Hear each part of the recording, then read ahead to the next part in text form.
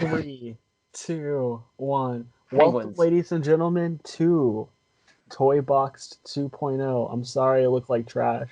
My name is Bright here, and we're the hosts going on. And here are some peoples. Here's Haydn. You always know Haydn. Obviously. Hi, it's good to see y'all again with my lovely face. There's Tristan. And Oh, man. And here's Robert, our boy Robert, who doesn't have a face. Hello. Well, I have a face. It's right here. Hey. Oh. Well, I like your hair. Hayden, I don't think I've ever seen your face before. Oh, really? My first time. Yeah. Oh, look, now I see you. Nice. Wow. You're a very like the sexy hairstyle. man, Hayden. Thank you. It's really long right now because I'm about to dye it silver. Oh, you're like Nice. going like. I was gonna say you're almost like a early Justin Bieber phase. Is it for a show or is it for fun? For fun. Wait, Okay. actually dyeing it silver? That's gonna look so cool. That's I was actually gonna cool. do that in May when I was Scuttle and the Little Mermaid, but then I just didn't. So I'm finally getting around to it now. Nice. Nice. Heck All yeah. right. Anyways. So let's explain some things real quick. This is Toybox 2.0.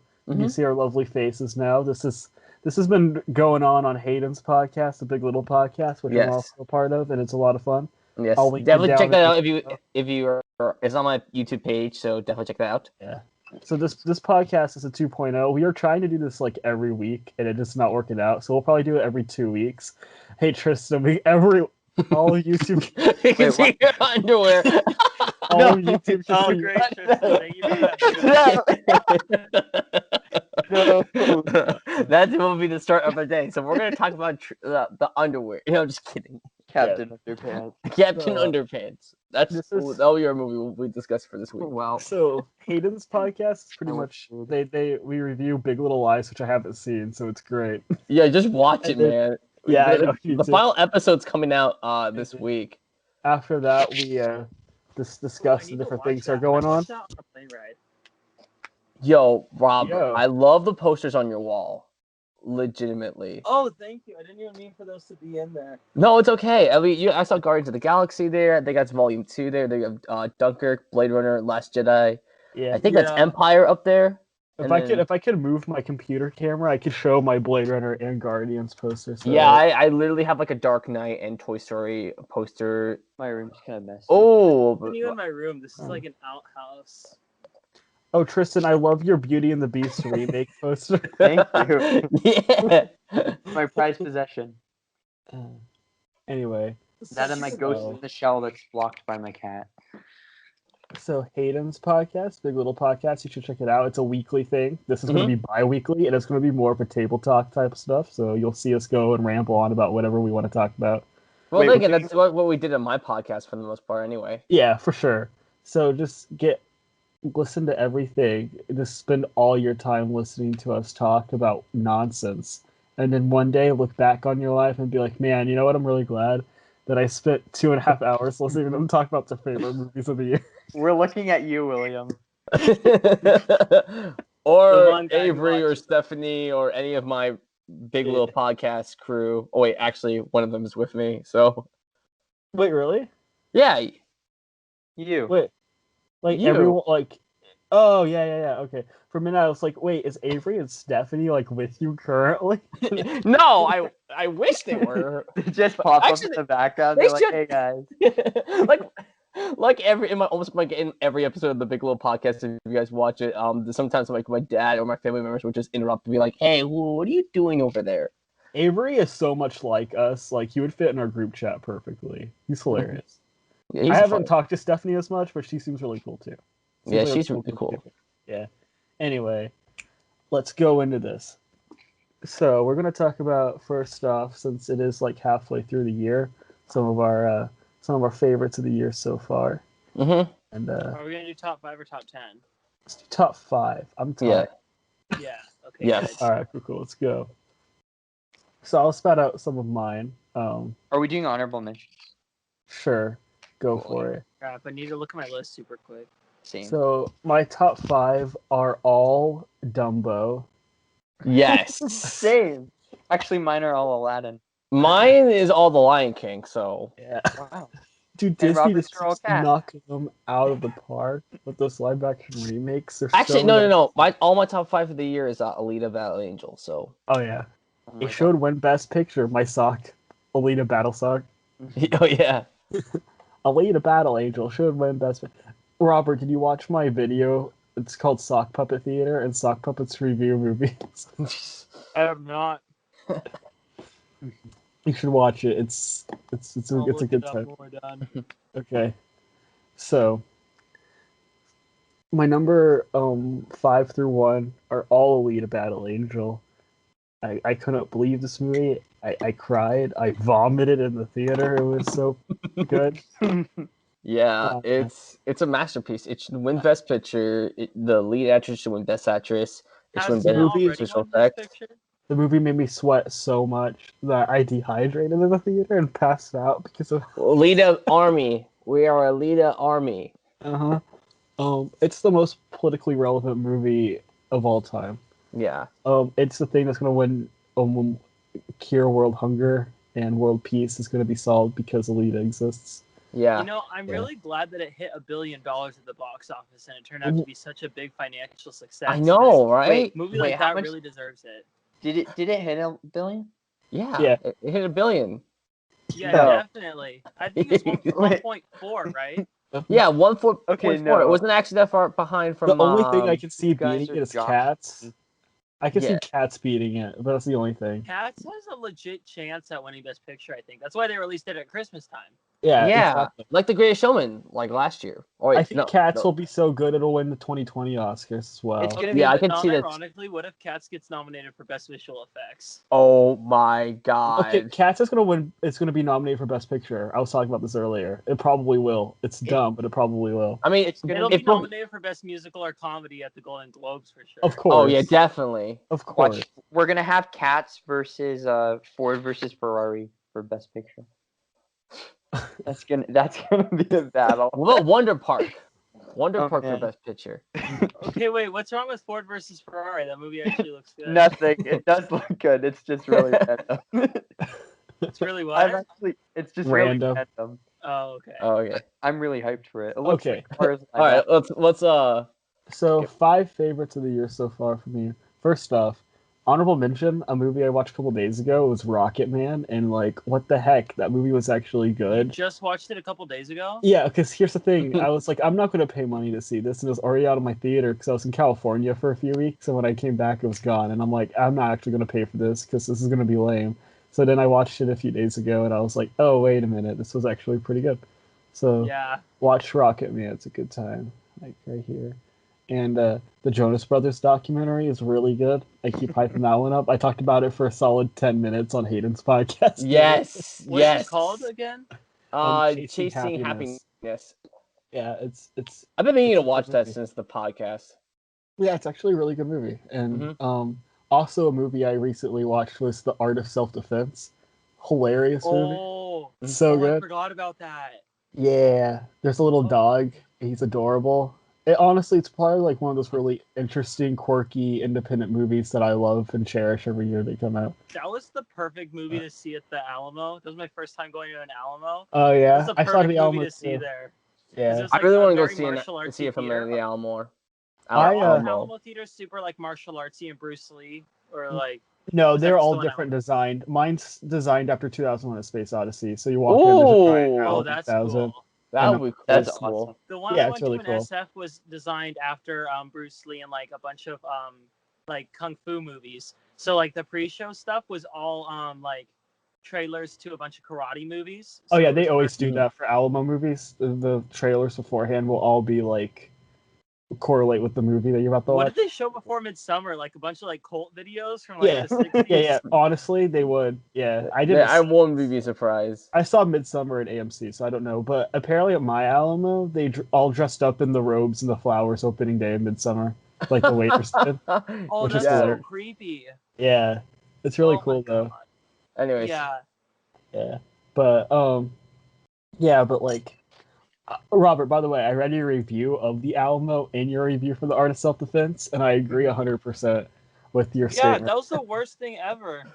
Like, people will order food during the movie, and you're like, okay, Yeah, that would be And the what worst. I hated was that towards the end of the Art of Self-Defense, and if you've seen the movie, you know how engaging the ending is. Yeah.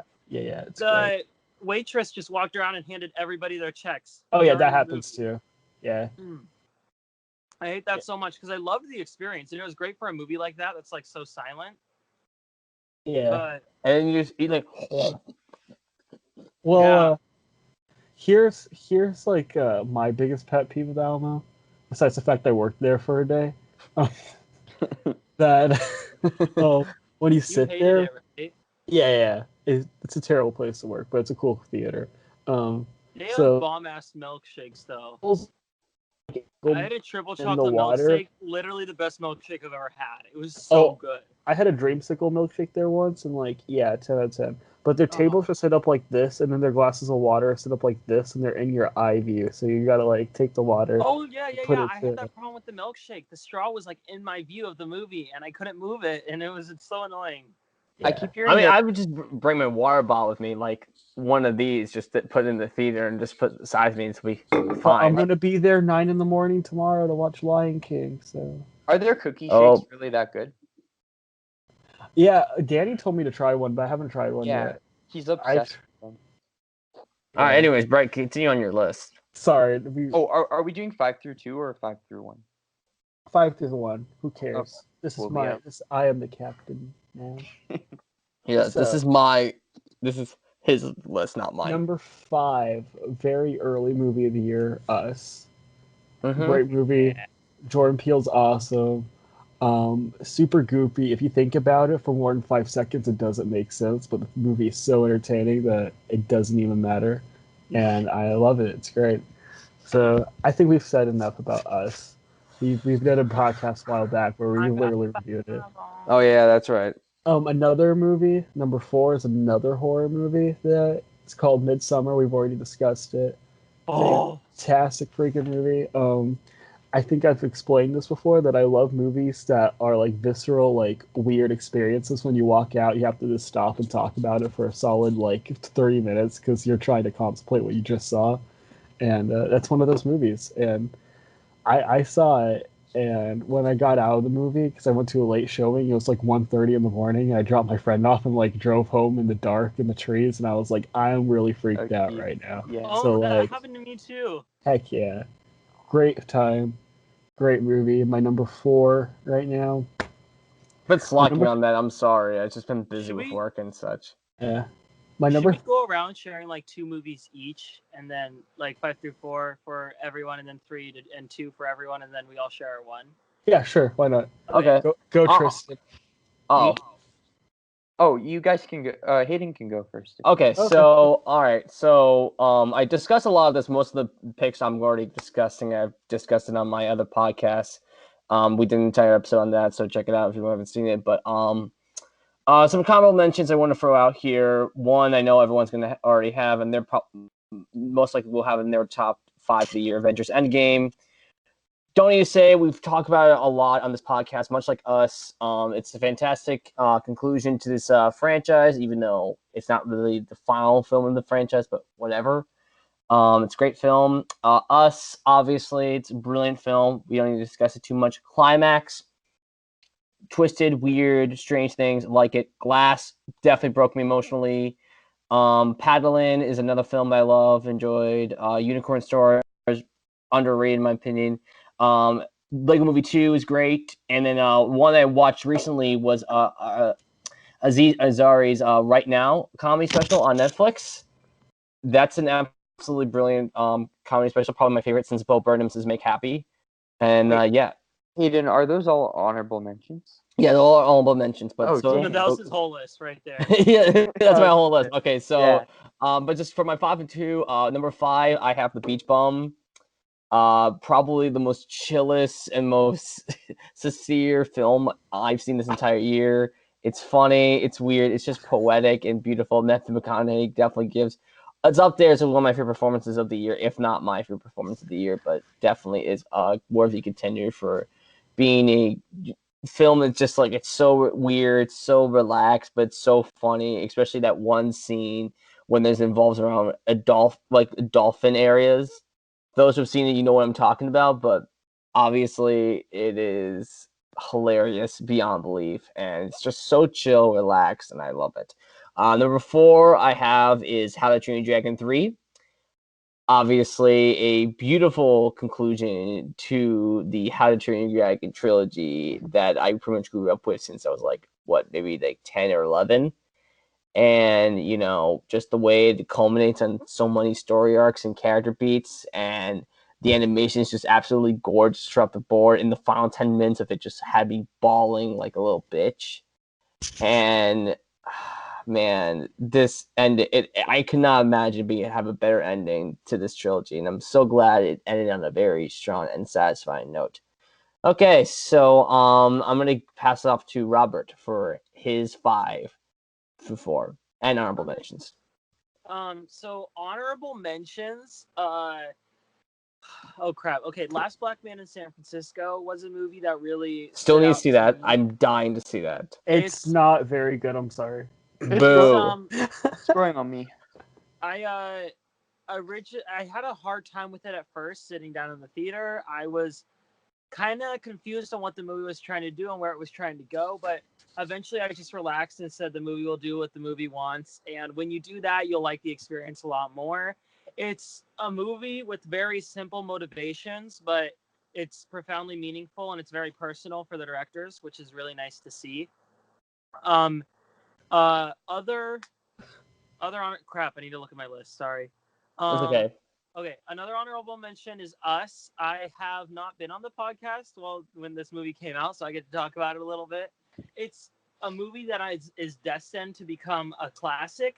I don't think it's quite the horror perfection that Get Out is, because Get Out does literally everything a horror movie can do to be incredible. But Us proves to be yet again another entertaining, really funny, really scary debut from Jordan Peele. It's nowhere close to as smart as Get Out. Get Out was a genius movie. This is more of like a fun 3 a.m. horror movie. And for that, it really works. Honestly, I kind of view it more as a comedy than a horror movie, because there's a lot of funny stuff in this movie. Oh, definitely. And then Lego Movie 2, it disappointed a lot of people in terms of quality and in terms of box office. I still think it was just as good as the first one, and it made me very sentimental for the first one, which was such a defining film in my childhood. So it's definitely a sentimental pick, but I thought it was super entertaining. I really enjoyed it. And then my last honorable mention is Apollo 11. This is a documentary about the Apollo 11 mission. Kind of had the same experience with Last Black Man in San Francisco. I didn't know what it was doing, but when I realized it was a documentary with just archive footage, and it felt so cinematic and so much like an actual written story, it's just really impressive what they were able to do editing wise. And I think it's a very impressive it's very impressive in terms of directing and in terms of editing. So I enjoyed that one. So those are my honorable mentions. My number 5 of the year is a little Netflix movie not many people have heard of. It's called Paddleton. Yes. Yes, I just mentioned that in my honorable mentions. That's a great one. Yeah, it's death is handled very much the same way in movies. No matter how good a movie is, usually it handles death in the same way. People break down, people cry, people get overly upset. It's usually a big dramatic thing on screen. But what was so nice and relieving about Paddleton was the fact that the movie really just, what it did is that it took the relationship between the two guys, and it was the same relationship as it had been for the years that they knew each other before. There was just a bit more weight on them and a bit more levity with a lot of the things that they were doing that were their final moments together. And as it got worse and worse, their relationship was the same, but their feelings were completely different, and that comes completely from the actors. I wish that this had come out during Oscar season, because Ray Romano absolutely deserves an Oscar nomination for his performance. He is absolutely incredible. And unfortunately, that won't happen for him. I just realized I forgot to mention an honorable mention. And honestly, I don't know whether or not to put this movie at number 5 or not. So I would say that it's like 5.1. But The Art of Self-Defense was an absolutely hilarious movie. It checked all three boxes in terms of what I want movies to be, which is entertaining because it's definitely got that going for it. It's slow paced, but you're constantly entertained by it. Creativity because it takes on toxic masculinity in a way very few movies go.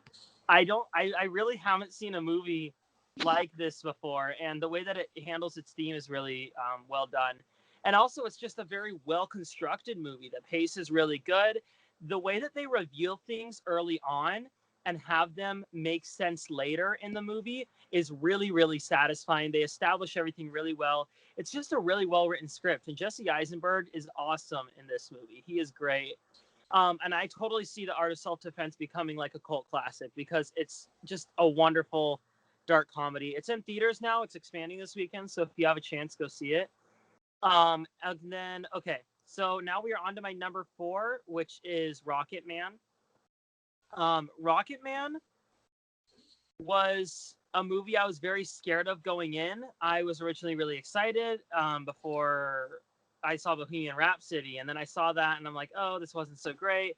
Maybe it's just because Dexter Fletcher, like, he only worked on it for 2 weeks, so, you know, you can't really say that it was his fault. It was definitely Bryan Singer's fault for making that movie as bad as it was. But then I was still holding out excitement for it, and then the first song dropped, the Rocket Man, and I thought that it sounded terrible at that time, so I was really upset and disappointed, and I was worried that we were going to get a horrible movie. And then I watched it, and I realized it was everything that I wanted it to be. The way that they take the music of Elton John and incorporate it into the story is amazing. You get a total sense of who he was through his music and through the style of the film. That's what I really liked. You felt like you were going through what Elton John was going through because the style of the film and the way that it was edited and created was just so creative, and it really put you in his perspective, and it made it very easy to sympathize with his problems and his pains in his life, and it made a guy who's larger than life feel like a real human being, and it's everything I wanted Bohemian Rhapsody to do. It really made me feel for Elton John, and it made me feel like I knew who he was, and I really, really enjoyed that. So Rocket Man is my number 4. Oh, Tristan. And then, Tristan is the next one up. all right, cool. So I guess I'll do a couple honorable mentions. Teen Spirit is a movie that like a lot of people haven't seen, and I think people should because it's literally American Idol, the movie with Elle Fanning. Why isn't it your favorite movie of Yeah, the year? then? surprise, Yeah. No, I thought that was your number 1 for sure. It's gonna be your Yeah, yesterday. I mean, every day. This year's Yeah. every day. No, but it's it's legitimately good. People should see it. Like, there's this really cool neon sequence that looks like it's right from the Neon Demon. I was gonna say Neon Demon. Yeah, it's literally the Neon Demon light. It's really good. Extremely wicked, shockingly evil, and vile. I legitimately think that movie's great.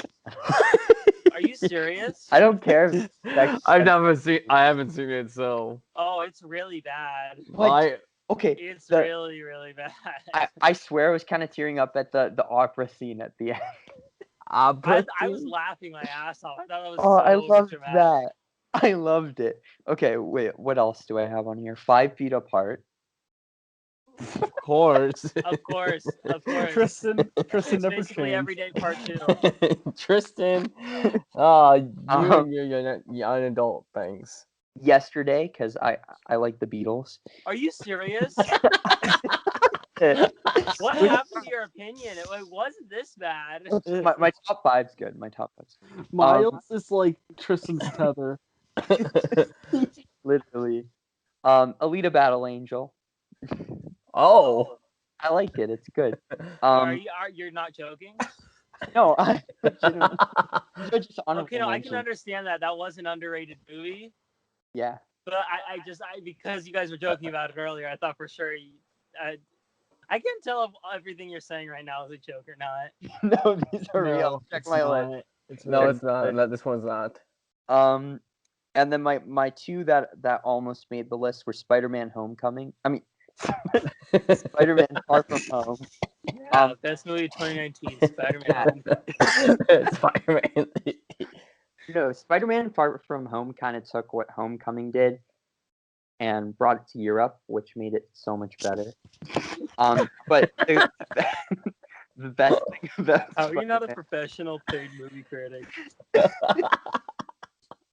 the best thing about Spider-Man Far From Home was the Everyday reunion, because Angourie Rice was in it, and and in Everyday, the guy who plays Ned played A.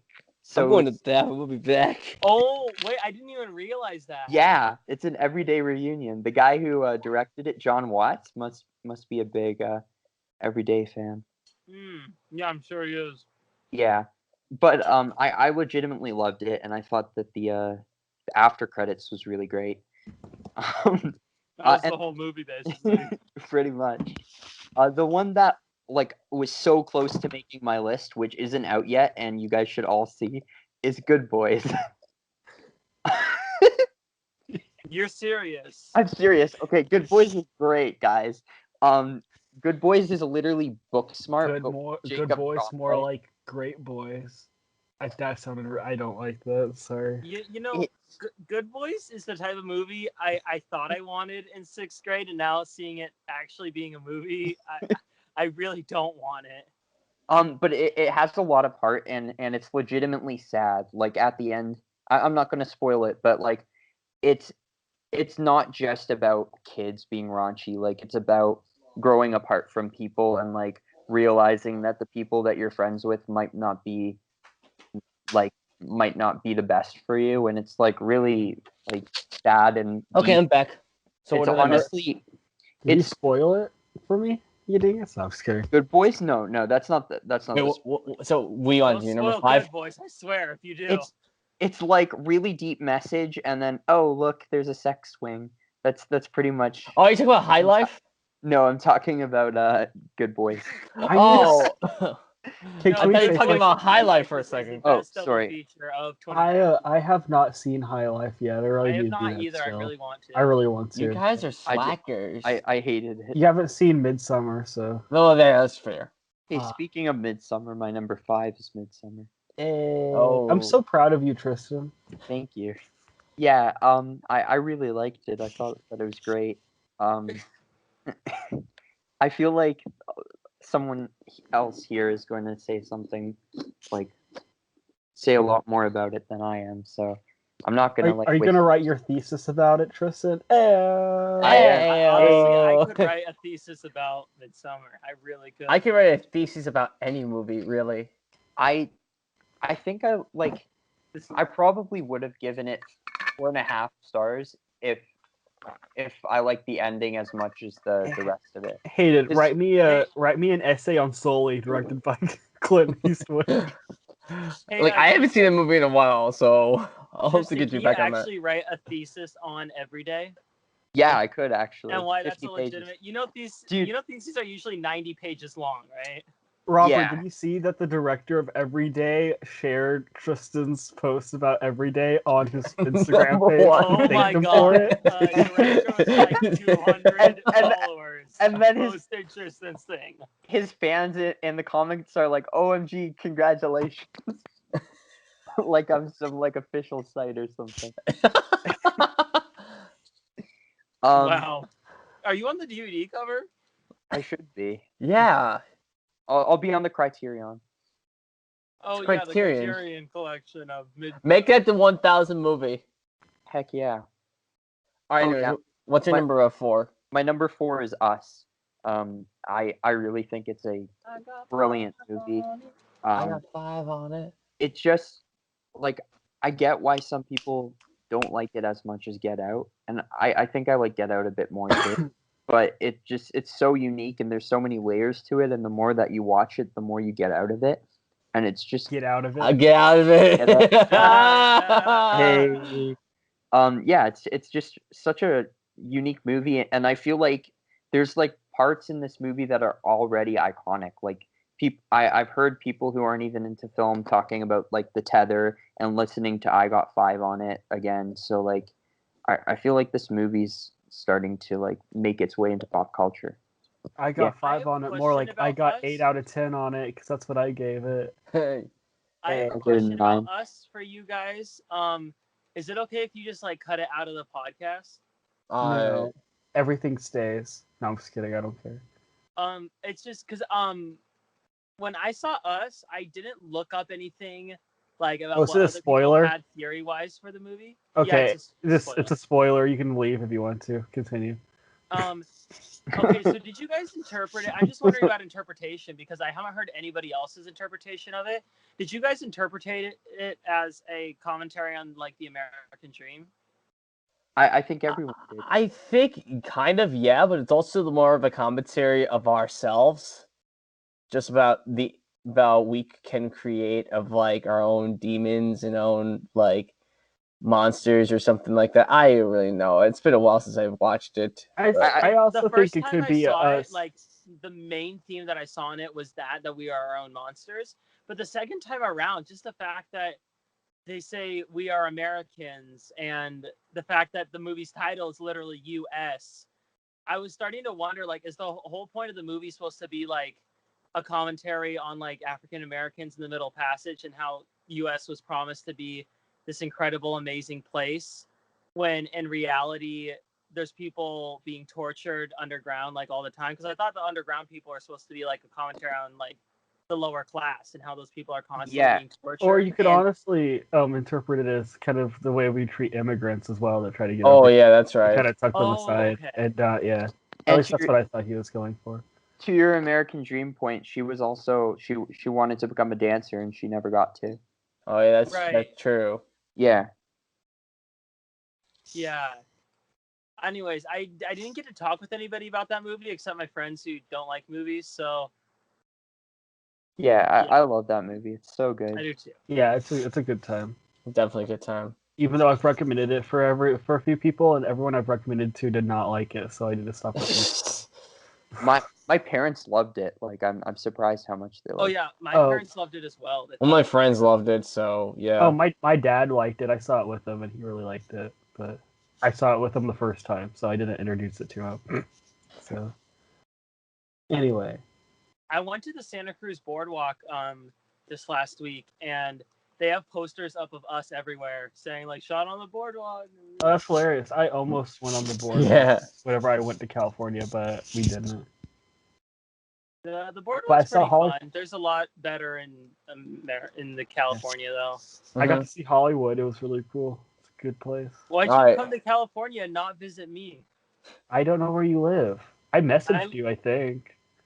Really? Yeah, I thought so. Crap, I know I messaged Film Buff and we almost met up, but it didn't happen.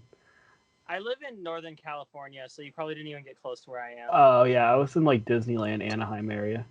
Oh, the best part. The place I want to live. I live 12 hours away. Shoot. Oh, geez. Anyway, all right.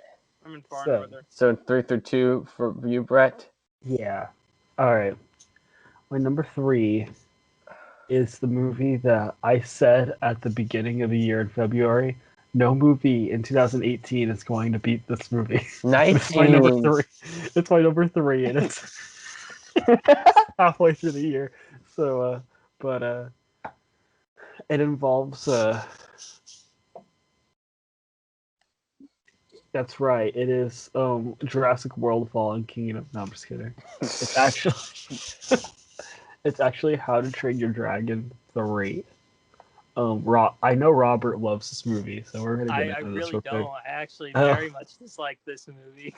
But, yeah, and I have beef about that because there's no reason you should dislike things that are just pure. I dislike movies that are entirely based on sentimentality instead of quality. I really liked it. It's just too short. It felt You're like too short. You're too short. It's the exact same thing as Toy Story 4. People who are sentimental about it love it, and I'm not, so I don't like it. I'm sentimental about Toy Story, and I didn't love Toy Story 4. Well, it's because you're all pagans. But Toy Story is literally like in my top 10. Because Ari Aster has turned me into wanting to join a pagan cult. Okay. Exactly. Or just any cult of but any regardless, sort. How to Train Your Dragon 3 was so incredibly great. And I was a little worried about it going in. I went to an advanced screen. First off, the first How to Train Your Dragon is one of my favorite movies of all time. It has been since I saw it in theaters in 2010 and ran out of the theater wanting an own dragon and pretending I was a Viking. And I really liked the second one, but I thought it was like, it was a good. And so the third one, I was like, okay, it'll be like a good little conclusion. And like from the opening scene, I was like, oh, this is so neat. And what I loved about it is that it wasn't restrained to like your trotting 3 act. We got to get here and we got to get here. It meandered throughout the whole movie, and I loved that. I love the fact that they get to sit back and relax and see this world and see these characters and them grow in a more organic way, which I think is what the second one was missing. Is that it was so concerned on having to do this to get here, to do that to get here, to do this to get here, that some of that emotion got lost. That was really implemented into this one, and yeah, and the ending was just terrific, and it was this perfect bow on something that I've grown up with for since 2010. Like I even like watched the show a little bit when I was a kid and stuff. So like this has been a big thing for me, and so yeah, and all the stuff involved. First off, if you know me, I'm like a really big giant monster movie fan, and seeing all the different designs of the dragons and everything in the hidden world is just so cool. I was just like Brett, on cloud nine. What? did you say that you watched the show? A little bit of it, not all of it. I've been meaning Was to there go a back. show? Yes, Yeah. there was a It's show. Yeah, good. It's legitimately great. It's a I it's a had no legitimately clue. good show. Yeah, Isn't there 2 shows? There was it, dragons and then like it's the same show. So it was on Cartoon Network, and then Netflix bought it. So then it went to Netflix, so they changed the name when it went to Netflix. But it's the same show. Yeah, Oh, I okay. did I haven't not know watched. that. Unfortunately, I have not watched all of it. I've watched some of it, and it's solid. it But kind of like, reminds me of Star Wars: The Clone Wars of the How to Train Your Dragon yeah. But like, series. I could legitimately tell you more about How to Train Your Dragon lore than Star Wars lore. Yeah, But Like I could name all the dragons for you if you showed me the pictures. It was a big thing for me. But anyway, How to Train Your Dragon 3 was everything I wanted it to be. And yeah, and so my number two was also a movie that was banned over um, since childhood. Whenever I saw Iron Man in Wait, this is your 2008. number one? Yeah, Endgame is not my number one. It's a great. Oh, What? okay. Yeah, Endgame's not my number one, but it's a great I movie. thought it was a different movie. I'm sorry. Oh no! Yeah, I said whenever Iron Man came out in 2008, and I've followed these characters since. Endgame was simply one of the best movie going experiences. It's same thing with Infinity War. Like seeing that with a huge crowd opening night is kind of what movies were made to do in the first place. And all the cheers and the laughter in the right place and the sniffing in all the right places was so great. And what Joe and Anthony Russo were able to do is kind of in the same way what How to Train Your Dragon did. The first half of this movie didn't have to go anywhere. It could just kind of meander in its characters, which made the last act of the movie hit so much more whenever things started to get revealed. And the way that they told the story was so great. I think it very much improved upon kind of the places it dragged in Infinity War and really made this cohesive piece of film, and I loved how different it felt than Infinity War, and that it was its own thing, it was its own story, and it's the biggest movie in the world, and it's most people's number one right now, and it's a great movie. It'll be in my Avatar is tonight still the year. biggest movie in the world. Yeah. Cats might beat it at the Yeah, end. I could It's see gonna get that. I could close. see Yeah, that. it's gonna be pretty Well, close. Long Cats range might end up being predictions the are toughest predicting a movie up there. 275 million opening for Cats. So Yeah, I I think know. it could pass Endgame. Maybe it just depends on how it holds during the holiday season. You know what I'm saying? Because we Oh also yeah, like it's got Star that Wars going and for it. I Jumanji. think. Ooh, Okay, who's Jumanji seriously also is gonna? poised for 300 million. So I don't know. Yeah. Okay, but Jumanji's actually gonna make like $500 million, and no, like Well, yeah, I mean it's people are wild. gonna be like Dwayne The Rock Johnson playing Danny DeVito. Yeah, take all my money. Yeah, let's make over $5 billion. Make it's going to actually make America bankrupt. It's gonna make so much money. But anyway, I know. Endgame number two. All right, so here's my number 3 through 2. Number 3 is a film I know you guys have not seen yet, and I sort of called you out earlier on, is High Life. One of the most interestingly unique films that I've seen this entire year. It's like if like Interstellar, but it was felt like it directed more of a Terrence Malick sort of like feel. That has a great performance from Robert Pattinson, some amazing direction from Claire Danes, and just like it has so much beautiful artistry and beautiful world and beautiful techniques and everything of that. That's just heavily emotion, and then we've even added a little bit of the sides of just weird horniness to it. That's also mixed with to like a sci-fi horror-esque feel. I know it's shocking to you. It's really horny as hell, but I love sci-fi horror horny movies. It's my favorite genre. Yeah, then if that's your thing, you're definitely going to enjoy High Life for sure. Not much else to say about that, but check it out, please.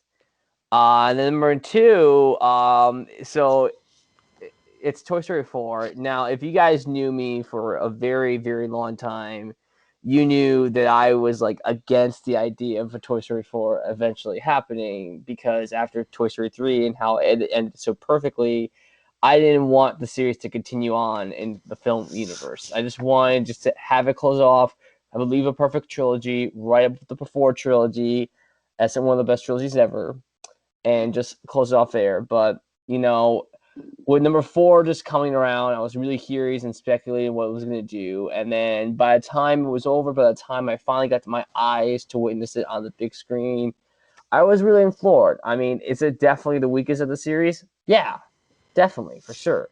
And it's not quite I'm glad you can admit that. It's not as perfect as someone saying like Toy Story 2, which is Second arguably best.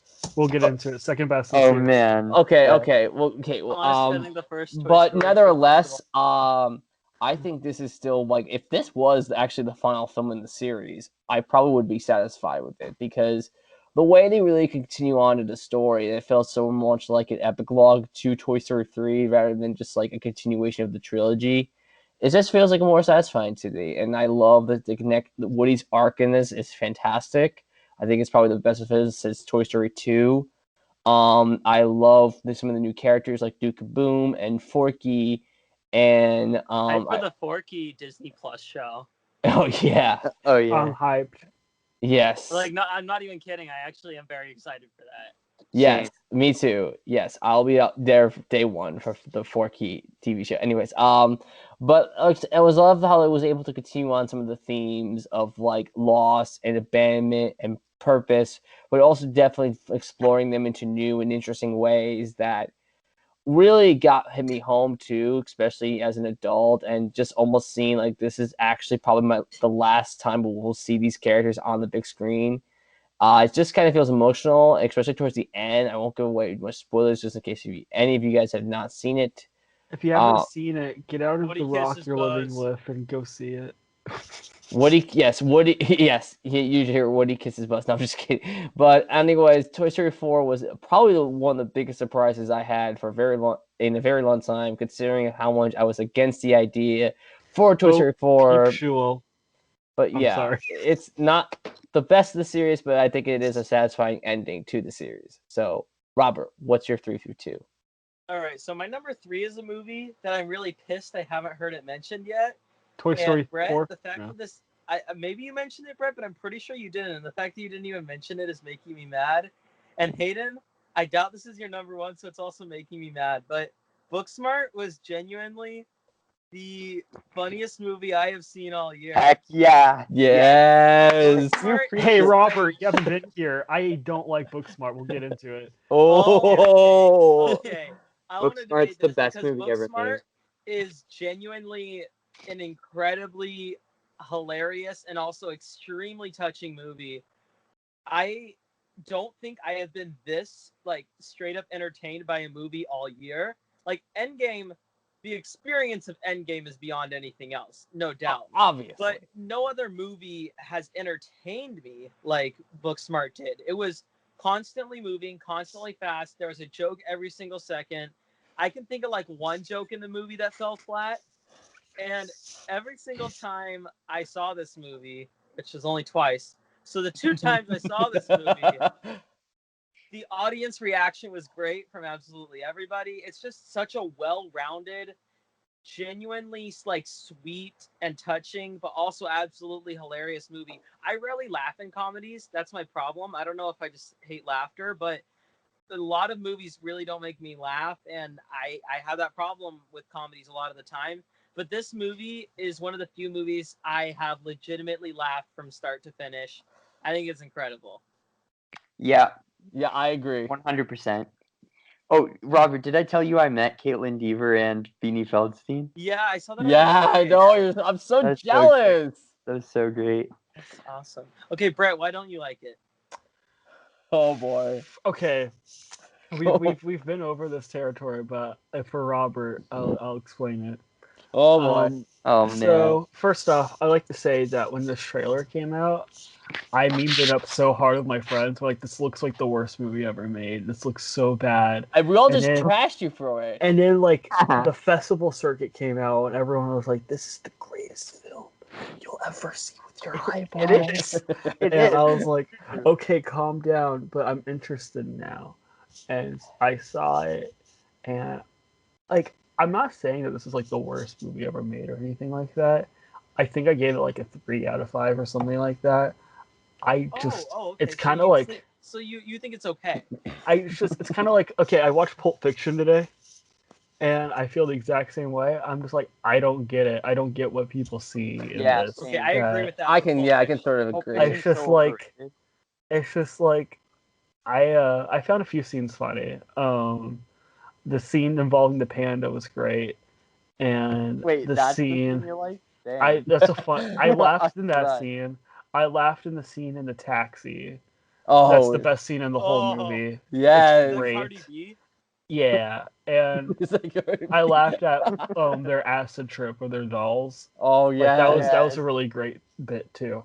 But the whole movie, I felt like I number one, this movie seemed like if it was running out of ideas, they would just make everyone really loud and shout things. And there's this character named Jared that everyone loves. I think Jared's the most cringeworthy character I've What? ever seen in a movie, and I hate So him, and I good. hate his face. Why? And So good.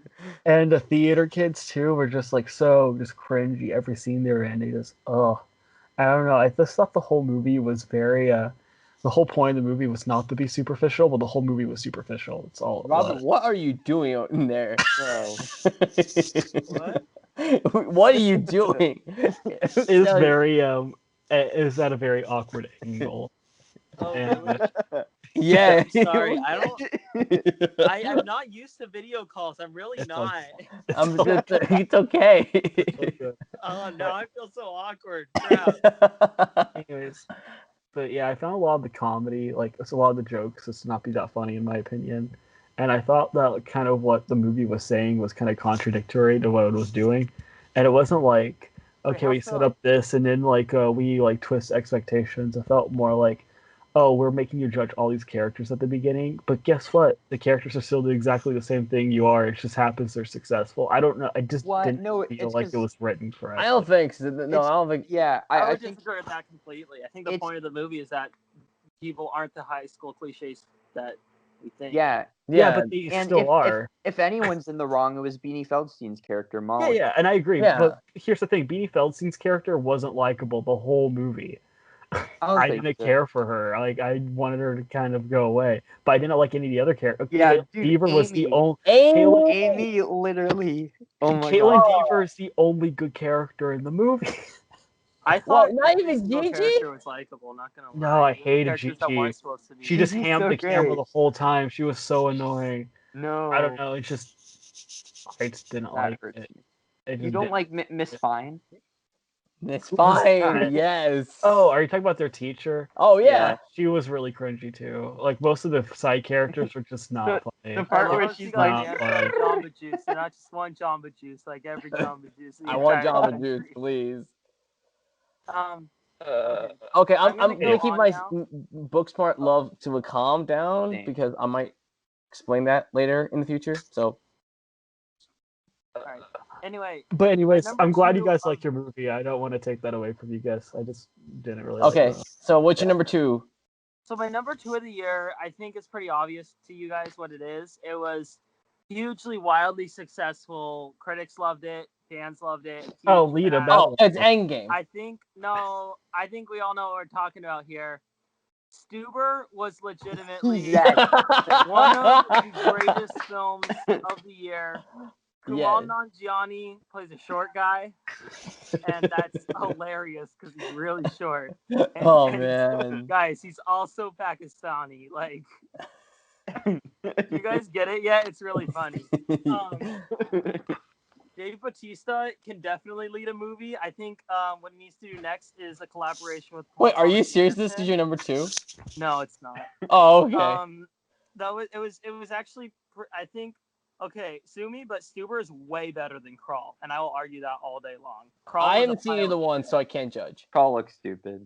Crawl was Actually, a I'll pile Crawl of just shit. watch because it's Sam Raimi producing, and I love Sam Raimi. Yeah, I thought he directed it up until the credits.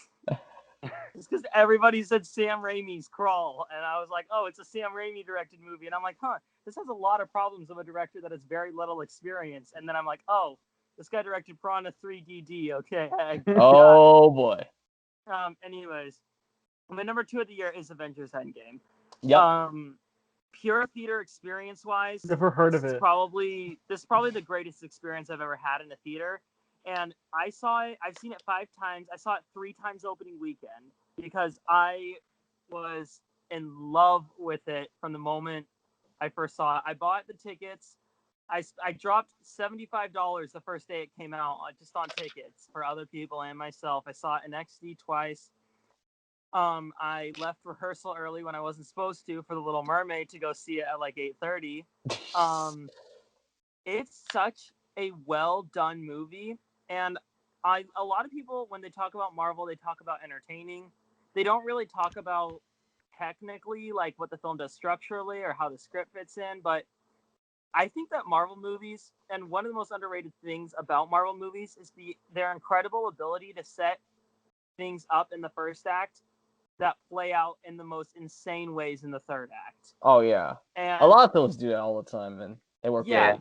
And that's honestly recently that's been a very impressive thing to me. That's probably why I liked The Art of Self-Defense so much, because like a dog bite can end up meaning so much in the movie, and you know what I'm talking about, Brett. Yeah. But the way that they combined so many different movies in one, that they took from the past, took from the future, and lived in the moment in terms of where Marvel is at. The way that they balanced 65 different characters probably and made them all consistent with who they were in other movies while still seeming like ways to advance the plot and have their own personality. The way that it wrapped up the story of all of its characters, all 5 times I've seen it, I've wanted to cry for different reasons. Like, can I do spoilers or not?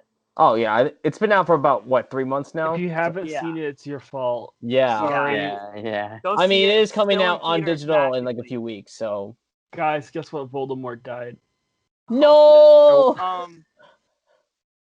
But what I really liked, the first time I saw it, I wanted to cry about Iron Man. That was my takeaway. I think The second time I saw it, I wanted to cry Cry over that. Pepper and the child, because having to live without that influence in their life, it I don't know, that got to me. The third time and the fourth time and the fifth time, Captain America is what really got to me. Oh Because yeah. instead of killing him off, which is something a much lesser directors and much lesser studios would have done, they gave him the absolute best final scene with him and Peggy dancing, and he finally gets to live the life he wanted. He finally gets to be happy, and he doesn't have to.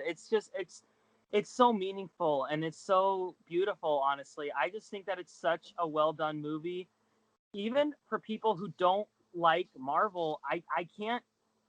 It's hard to argue that it's just a dumb, entertaining movie because it has a lot of smart things going for it, and it's just so Oh, definitely. well paced and well edited. Everything technically fit, and everything in my heart fit. I was sure this was going to be my number 1 of the year, and like I was sure that back in April when it came out, even with all the Oscar movies, I'm like, no experience is going to match this. Another movie did it, and I can't talk about it yet, but I'm really excited to be able to. Robert, would you be upset if or wouldn't be mad if this was truly the final film in the MCU? Because I wouldn't be mad if it was. I would, just because I think there's still a lot more stories to tell. Yeah. Yeah, I could think write that's it out understandable. Until it dies, and then write it out for another 10 years, and then give up. But I would be mad for personal reasons. But in terms of conclusion, story-wise, I wouldn't be mad. No. Yeah, that's understandable. I wouldn't be mad if it was Thor's last film. Like, I find it kind of weird that they're doing a Thor 4. Thor 4 is going to be because I lit. feel like Thor finally regained his confidence and he's finally like a happy guy again. Mhm. If they did another Captain America, that would make no sense. Yeah. Or another Iron Man, and be like, Captain what? America, Yeah. like going to the store and buying bread. And Actually, if they did that, I would be down because that'd be really, really weird and different. Yeah. Yeah. It's just Direct Captain America. A24 movie. Yeah. Yes. The farewell to Captain America. Oh my god, who should direct it? What director? Barry Jenkins. Greta Barry Gerwig. Jenkins. Jim You Jarmusch. make it like if Beale Street could talk, but it's just him buying bread and standing in the street. And being like, wow, life is so beautiful. I just imagine a gape blasting through, and it's a supermarket, and Steve Rogers is buying bread. Oh my god, what if it's Call Me By Your Name, but with 90-year-old Steve Rogers, and he realizes in the last years of his life that he's actually gay, and then he starts like dating guys, and I think that's an interesting movie, honestly. As long as he's not a pedophile, so. Yeah. And Savon Stevens. Oh yeah, we need that. Yes. Captain America, he's. Yeah, imagine him making songs about Captain America, like meeting a guy later in his life. It's a great movie. Why aren't we in Hollywood right now? I know.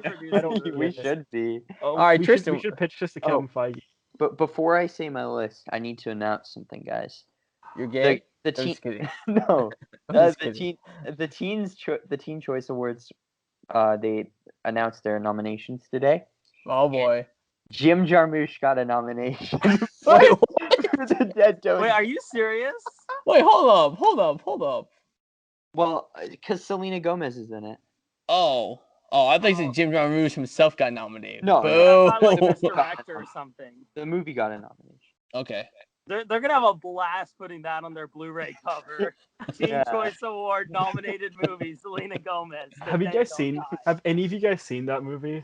No. Yeah. It's wild. I do. I need to see that. Wild. I was almost going to at one point, but it's such a specific sense of humor, and so many people will just not get it. But I thought it was a great time. I'm gonna hate it. The people I saw it with, there was an old guy laughing his ass off the whole time, and there were 3 teenagers that walked out after Selena Gomez died. And that's like exactly what the movie is. Spoiler alert. Oh yeah. Oh crap. It's okay. It's fine. It's fine. No, it does not matter. It's not even that big of a spoiler, I promise. No. Yeah. She's barely even in it. She's a hippie, and then she gets eaten by a zombie. That's about it. Amazing. Yeah, I don't know why they advertised her so much. Because she's Selena Gomez, so they thought they could get the. Yeah, that's Selena Gomez. Yeah. No, it's the Bill Murray. It's the Bill Murray Adam Driver show, and my word, they're both good in it. Adam Driver is honestly so good. Is Jim Jarmusch like her grandpa, and we don't know that? Like, why else would she want to do that movie? I don't understand. Well, she's in that Woody Allen movie coming up. She's also in Spring Breakers. Spring Breakers. Woody Allen works with a bunch of young actors. Like Jim Jarmusch works with like 3 actors. Yeah. Yeah, I gotta get to bed pretty soon, so let's let's wrap up our top 5 and then we'll call it a night. I'll hurry mine up.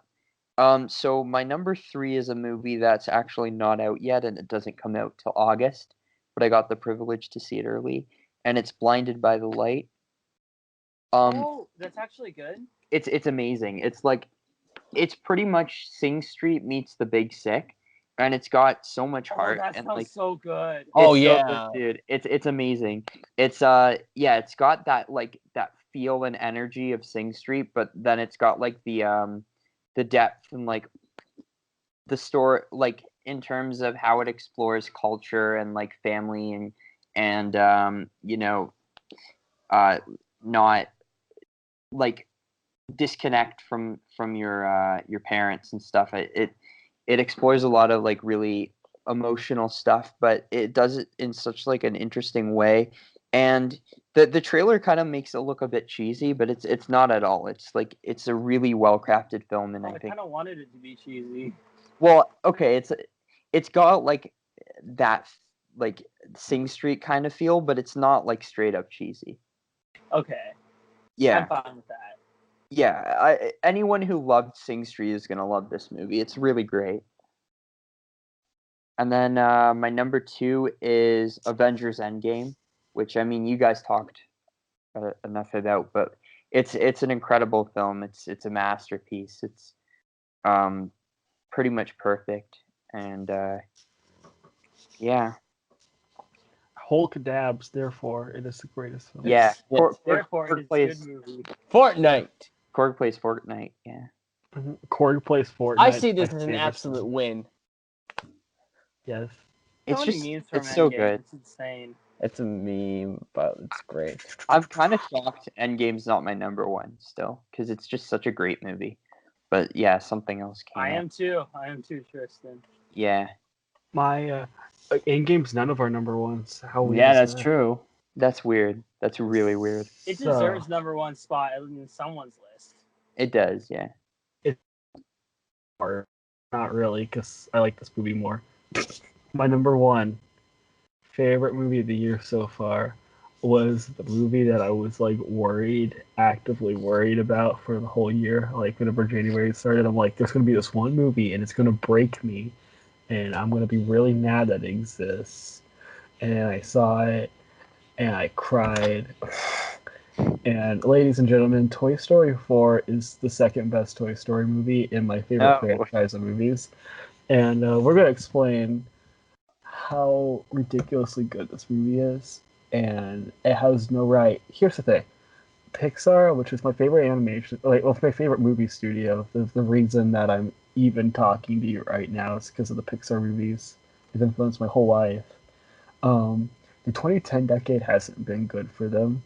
Not, I mean, for financially it has been, but Critically. their creative, their artistic endeavors have been lesser, and they haven't been the You once didn't love The grand Good studio. Dinosaur? I didn't- did. Good The Good Dinosaur is Dinosaur. okay. The The Good Good Dinosaur Dinosaur's a was masterpiece. just Dinosaur simply sucks. good. It was just simply good, I and that's the hated it. thing. I love it. Pixar had been consistently making the best movies of the year over and over again, and then in this decade, after Toy Story 3, it was just like, boom, they're done. And Well, the rest of Inside them was Out. pretty good. Inside Out was the outlier, and Coco was great too.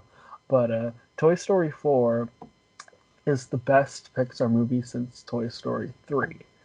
And what makes this movie so good is the fact that they decided, you know what, Toy Story 1, 2, and 3, it's its own series. It's wrapped up perfect. We're good. We're just going to make an epilogue and we're going to make our own movie with it. And for that way, it reminded me of certainly of kind of like the Last Jedi of Toy Story movies. And it had this incredible arc. And what I love is that the first 30 or so minutes of this movie, it's just long discussions about existentialism and why we're alive and what we do and what we serve. And I was like, wow, that's really neat. And then it goes into more of the adventure aspect and the antique mall and in the carnival, and it's fun and it ties back together so perfectly well. And what I loved about this movie is so in the final Toy Story movie, well, Toy Story 3, not the final one, sorry. Um, Woody makes the decision to stay with his friends together as a group, and the benefits the group because they need a leader, and that was his whole thing is these people need me to be there for them. And that's what Woody has been like this entire franchise. He's been like, I have to be there for Andy, I have to be there for this, I have to be there for that. And this movie was Woody's arc whenever he finally had to realize I have to make myself happy and I have to fulfill my own desires or else I'm not going to be the person I need to be. And I feel like that's such an important thing, not only for me to hear at the time, but so many people need to hear that because so many people, and this is a good thing, want to do good for other people, want to do good things, and but then at a point they forget about themselves and they forget about, oh, I have this one life to live. There's so many times where we think we should say yes to something, and even though it's a risk. And if we never took those yeses, then like where would we be? What would we do? And I think that was a really bold and ambitious place for Pixar to go to. And so I think it's an incredible movie, and it touched me. I thought it was really dynamically interesting. I love the fact that it felt different than the other three because I think it was really Josh Cooley's movie, and he made something that was really significant, but yet it also wrapped up Toy Story in such a perfect way. And so overall, yeah, Toy Story 4. I think it's the best movie of the year. I don't. It's going to be really hard for someone to top it. So Yeah, I mean, I don't blame you. Toy Story 4 is fantastic, but I mean, honestly, it could have been my favorite film of the year had not been for another film that we had a good long discussion about. Heck yeah.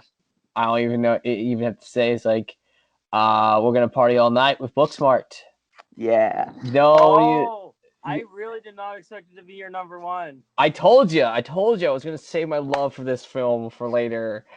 Oh wow! And now it's culminated to this. Booksmart. If you guys knew me, I'm a sucker for a lot of these coming of age films that I think ever since probably say Lady Bird. In many ways, I've been a huge more devotion to these types of films. And I said this in my review. This was like a reflection of like how I was during my senior year of high school. It was like cherishing the moment of your where you're at, hanging out with the friends you've made before moving on with its highs and lows and the confusions of who you are. And I've dealt with a lot of confusions in my life about who I am or my sexuality or whatever. But and just the enjoyment of life at the moment. And Booksmart definitely captures that feeling. It captures that sense of awe and sense of that wonderment. You wanted to spend time with their friends and the sense of just like weird richness that you have, whether it's with its humor or with its direction or with its style of editing and like the bond between these characters, between Amy and what was it? I'm double checking Molly. Obviously, the connection between those characters feel genuine and real. Obviously, because it leads from Caitlin and Benny. Obviously, their performances are for Texas. Gigi is iconic, simply like Michael Shannon from The Night Before. If you guys seen The Night Before, Michael Shannon's in The Night Before? yeah, I totally forgot he plays the guy who's like has a weed and pops up everywhere. Oh, That is literally Gigi in Booksmart. Avery mentioned that in our podcast when we were discussing our five picks of the year. But yeah, it's definitely emotional. The pool scene stuff is incredible. Like the way it handles some of our current day issues like sexuality or struggling with drugs or anything sort of like that in a way that's both comical and surprisingly dramatic.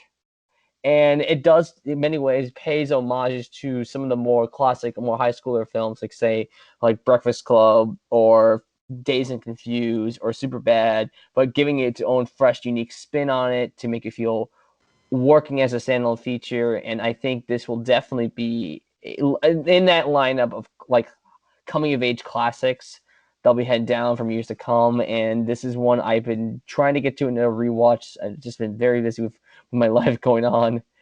But yeah, Booksmart definitely without a say my favorite film of the entire year so far. Robert? Wow. Okay.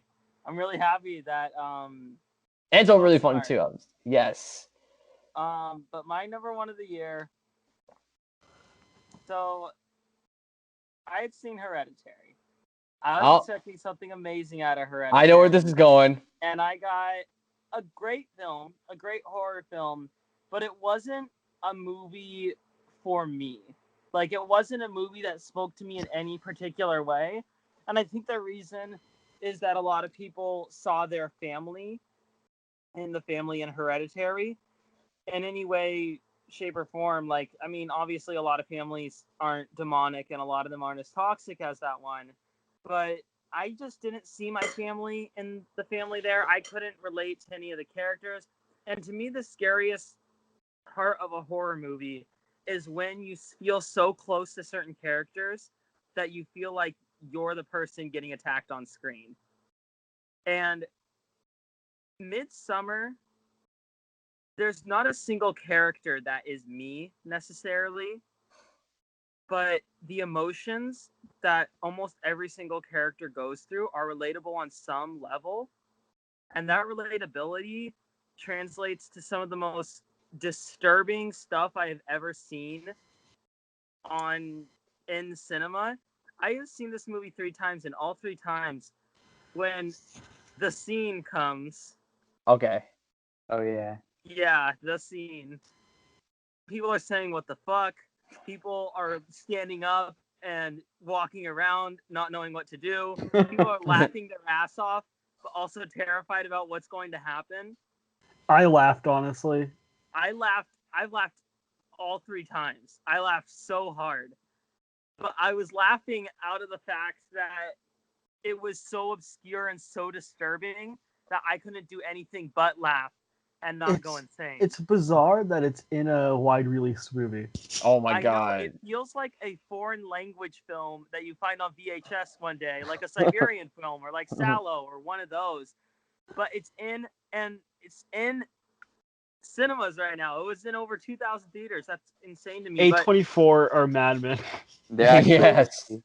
Obviously. That and Anna After I saw Burnoff. it- They're like, After I saw it a first time, I was kind of worried that if I saw it again, I wouldn't like it as much. That maybe it was just first time reaction. But I just loved it more and more every time I saw it. And what I really discovered on my 3rd time, is just how lived in the cult is. Like, even when they're just walking around, like when the main characters are just walking around or like asking questions about the thesis, the stuff that's happening in the background feels so real.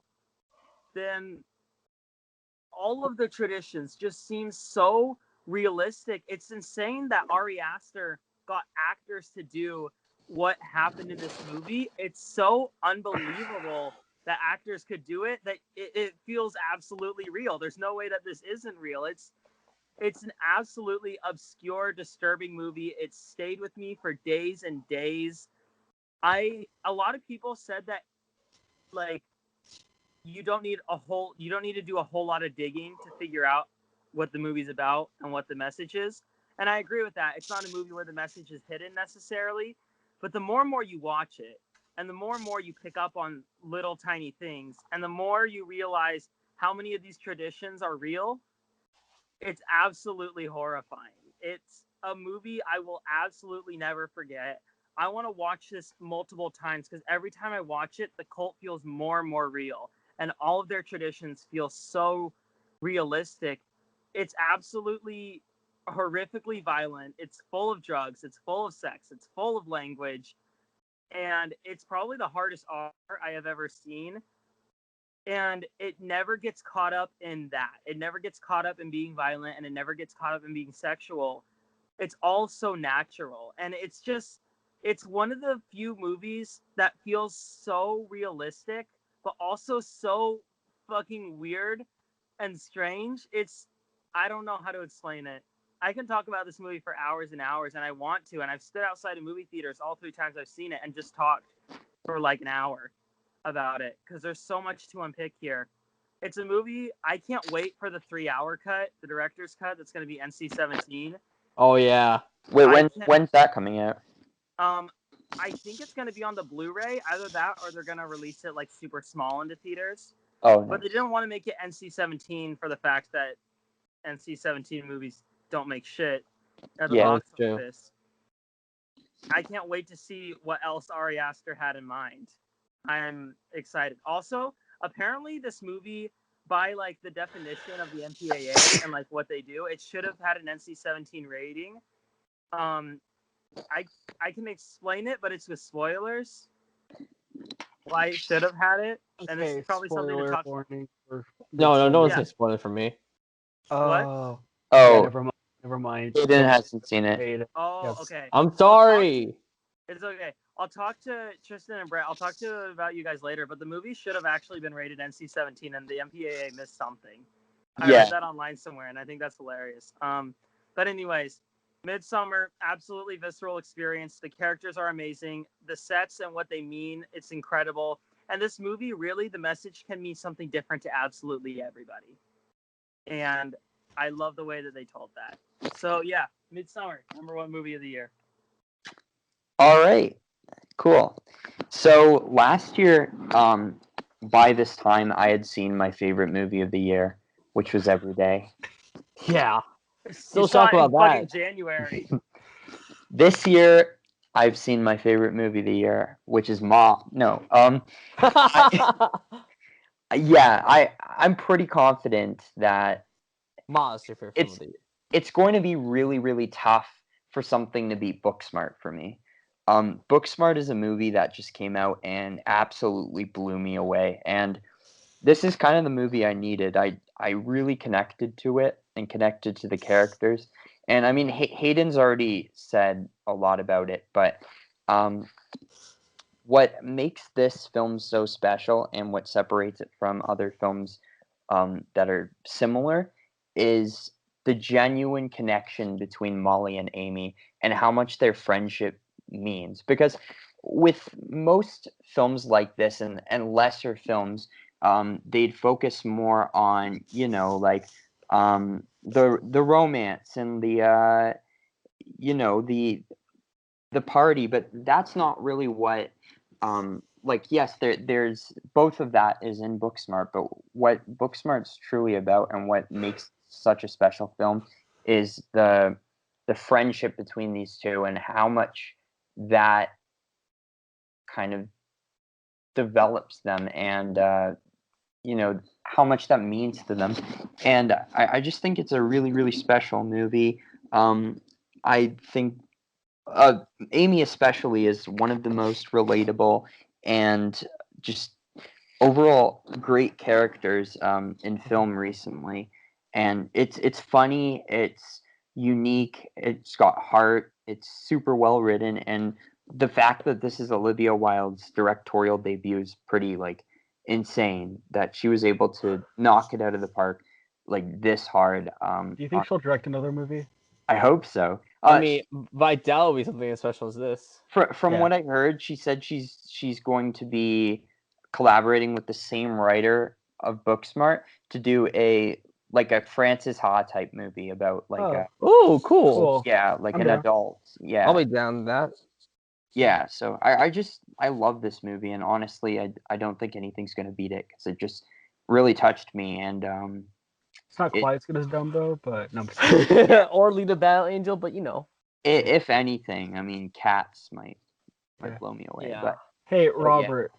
Oh, sorry. Are you good? Did you see Happy Death Day 2? I did. What are your thoughts on that one? I have no clue why it has a higher Rotten Tomato score than the first movie. Does it I really? I still get to see Happy Death Day 2, even though I really like the first one. It's the worst movie of the year. It's so bad. It's so I mean, good. you guys haven't seen. You guys have not seen Lucretia.